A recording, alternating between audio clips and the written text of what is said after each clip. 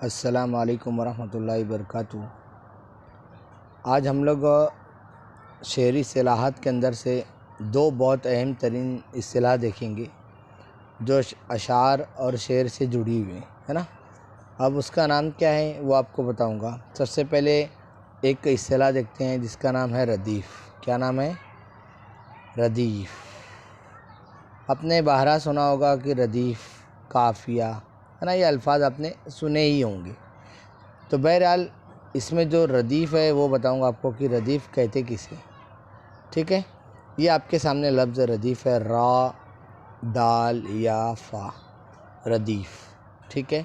اب کیا ہوتا ہے میں اس کو بتاؤں گا انشاءاللہ آپ لوگوں کو کہ ردیف کیا ہے۔ ردیف کہتے ہیں اس لفظ کو، ردیف کہتے ہیں اس لفظ کو جو غزل یا قصیدے میں، کس میں؟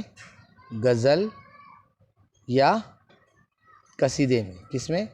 غزل یا قصیدے میں جو اشعار استعمال ہوتے ہیں اس کے اندر کا ایک آخری لفظ۔ کون سا لفظ؟ آخری لفظ۔ آخری لفظ جو کیا ہے؟ مستقل استعمال ہو۔ کیسے استعمال ہو؟ مستقل، یعنی بار بار جس کا استعمال کیا جائے، ہے نا، بار بار استعمال ہو، ہے نا، جو بار بار استعمال ہو وہ ردیف کہلاتا ہے۔ کیا کہلاتا ہے؟ ردیف کہلاتا ہے۔ اب ردیف کو معلوم کرنے کی شرط کیا ہے؟ دو شرط ہے۔ پہلی بار وہ مستقل استعمال ہو۔ کیسے استعمال ہو؟ مستقل، ہے نا، کہ کنٹینیوسلی اس کا استعمال ہوتا رہے اشعار کے اندر، اور کیا ہے؟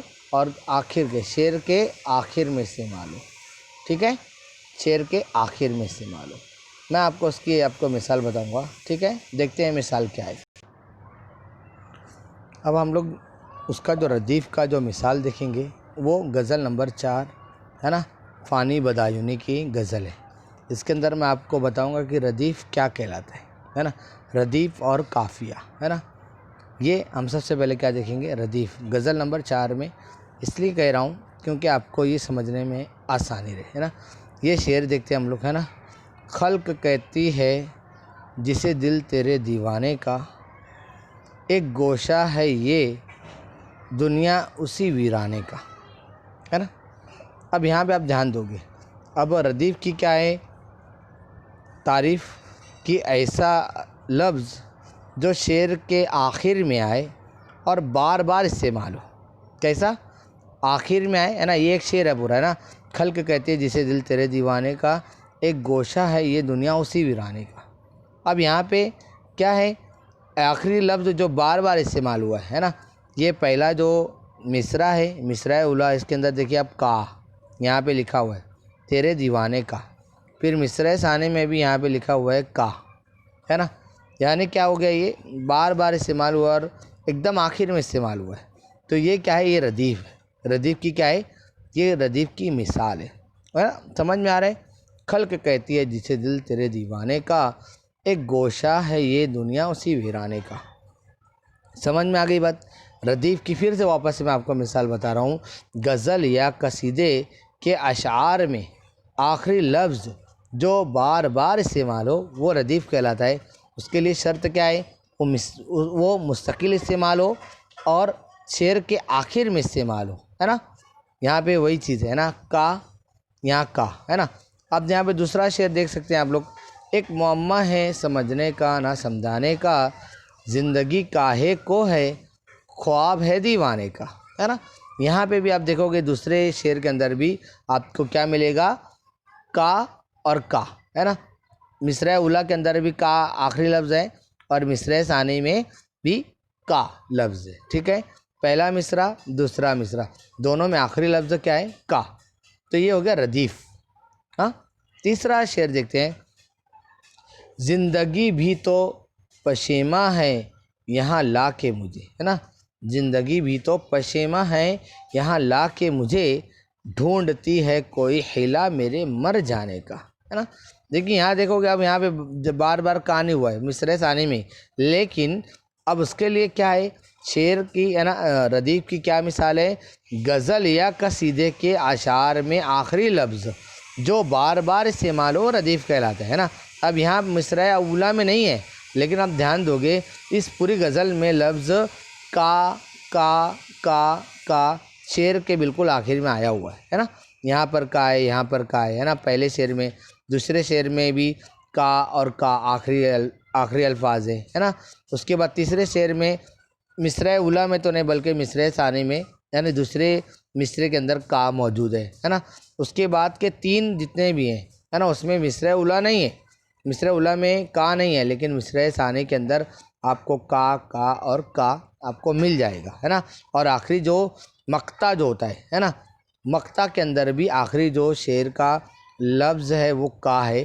اس کا مطلب یہ ہے کہ اس غزل کے اندر یا ایسی غزل یا ایسا قصیدہ جس میں ایک ہی لفظ بار بار استعمال ہو، مستقل استعمال ہو اور آخری بار شعر کے آخر میں استعمال ہو، وہ ردیف کہلاتا ہے. آپ کو یہ سمجھ میں آ گیا ہوگا امید ہے نا. یہ ہو گیا ردیف. اب اس کی اور دوسری مثالیں میں آپ کو بتا سکتا ہوں. دوسری مثال دیکھیے گا، یہ ہمارے سامنے فانی بدایونی کی غزل ہے. میں نے اس کا آپ کو کیا بتایا، مثال بتایا ہے نا. اب دوسری غزل بتاتا ہوں جس کے اندر ردیف کا استعمال ہوا ہے. ٹھیک ہے، ہمارے سامنے غزل نمبر 7 ہے ظفر گورکھپوری کی ہے نا. ظفر گورکھپوری کی غزل نمبر 7 آپ کے سامنے موجود ہے. اب یہاں پر دیکھتے ہیں ہم لوگ اشعار دیکھتے ہیں. اب غزل ہے نا، میں نے آپ کو بتایا ردیف کے لیے 2 چیز ہونا شرط ہے نا، غزل ہو اور قصیدہ ہو. اس کے آخر کے اشعار میں ایسا الفاظ جو بار بار استعمال ہوئے ہیں پوری غزل کے اندر، وہ کیا کہلاتے ہیں، ردیف کہلاتے ہیں. دیکھ سکتے ہیں یہاں پر ہمارے سامنے یہ شعر ہے، بدن کجلا گیا تو دل کی تابانی سے نکلوں گا، میں سورج بن کے ایک دن اپنے پیشانے سے نکلوں گا ہے نا. اب یہ ایک شعر دیکھیے، ایک شعر میں آخر کے الفاظ ہے نکلوں گا مصرع اولیٰ کے اندر اور مصرع ثانی میں بھی نکلوں گا، دیکھ رہے ہیں. تو یہ کیا ہے، یہ ردیف. اب نظر آ جاؤں گا میں آنسوؤں میں جب بھی رو گے، مجھے مٹی کیا تم نے تو میں پانی سے نکلوں گا ہے نا. دیکھو پہلے شعر کے اندر دو جگہ ردیف استعمال ہوا ہے اور دوسرے شعر کے اندر ایک جگہ آخری کا شعر کے آخر کے الفاظ جو کیا ہیں، یہ ردیف کی پہچان ہے نا. اس کے بعد چوتھا شعر دیکھ سکتے ہیں آپ لوگ ہے نا، میں ایسا خوبصورت رنگ ہوں دیوار کا اپنی، اگر نکلا تو گھر والوں کی نادانی سے نکلوں گا ہے نا. یہاں پر بھی آپ دیکھ سکتے ہیں نکلوں گا شعر کے بالکل آخر میں آیا ہوا ہے نا، اور بالکل اس کے الفاظ میں کوئی بھی کمی و بیشی نہیں ہوئی ہے. نکلوں گا نکلوں گا نکلوں گا نکلوں گا، ہر جگہ بار بار یہی استعمال ہوا ہے. تو یہ ہے ردیف ہے نا. اس کے بعد کا شعر دیکھتے ہیں، ضمیر وقت میں پیوست ہوں میں فانس کی صورت، زمانہ کیا سمجھتا ہے کہ آسانی سے نکلوں گا ہے نا. یہ جو لفظ ہے یہ ردیف ہے آپ کی غزل نمبر 7 کے اندر، جو ظفر گورکھپوری کی غزل اس کے اندر سے. اس کے بعد کا دیکھتے ہیں، یہی ایک شے ہے جو تنہا کبھی ہونے نہیں دیتی، یہی ایک شے ہے جو تنہا کبھی ہونے نہیں دیتی، ظفر مر جاؤں گا جس دن پریشانی سے نکلوں گا. تو یہ کیا ہے، اب آپ آسانی سے سمجھ سکتے ہیں ہے نا. کیا غزل یا قصیدے کے اشعار میں آخری لفظ جو بار بار استعمال ہو وہ ردیف کہلاتا ہے. اس کی شرائط میں کیا چیزیں، 2 شرطیں. پہلی شرط یہ ہے کہ اس کا مستقل استعمال ہو اور یہ شعر کے آخر میں آئے ہے نا. تو یہاں پہ اس غزل کے اندر آپ دھیان دو گے تو ردیف کیا ہے، ردیف ہے نکلوں گا نکلوں گا نکلوں گا. اس کا مطلب ہے کہ اس غزل کے اندر جو ردیف ہے وہ لفظ نکلوں گا یہ کیا ہے، یہ ردیف ہے. ٹھیک ہے، اس کی میں اور تیسری مثال آپ لوگوں کو دیتا ہوں تاکہ آپ لوگوں کو آسانی سے سمجھ میں آ جائے. ٹھیک ہے، ہاں بہرحال یہ 2 ہی دیکھتے ہیں. ابھی سال کی ہماری غزلوں کے اندر 2 غزل میں نے آپ کو بتایا ہے کہ کیا ہوتی ہے ردیف ہے نا. یہ ردیف کی مثالیں ہیں. امید ہے کہ آپ کو یہ ردیف سمجھ میں آیا ہوگا ہے نا. پھر واپس آتا ہوں میں، تو واپس ہم لوگ ردیف پر آ گئے ہے نا. تو یہ کیا تھا، ردیف شعر کے اس اصطلاح ہے نا، وہ اصطلاح ہے جو اکثر غزل اور قصیدے کے اشعار میں استعمال ہوتی ہے ردیف، یعنی آخری بار کہہ رہا ہوں، غزل یا قصیدے کے اشعار میں آخری لفظ جو بار بار استعمال ہو وہ ردیف کہلاتا ہے نا۔ اس کی دو شرائط ہیں، شرائط میں بار بار کا استعمال ہونا، مستقل استعمال ہونا، اور دوسرا کہ شعر کے آخر میں یعنی مصرع ثانی کے اندر ایک ہی لفظ کا بار بار استعمال ہونا، یہ ردیف کہلاتا ہے۔ امید ہے کہ آپ لوگوں کو مثال کے ذریعے میں نے یہ ردیف سمجھایا ہے، یہ سمجھ میں آیا ہوگا۔ اپنا بہت زیادہ خیال رکھیے گا۔ السلام علیکم ورحمۃ اللہ وبرکاتہ۔ آنے والی ویڈیو میں انشاءاللہ ہم لوگ قافیہ کے بارے میں معلومات حاصل کریں گے۔ شکریہ، جزاک اللہ خیر، السلام علیکم۔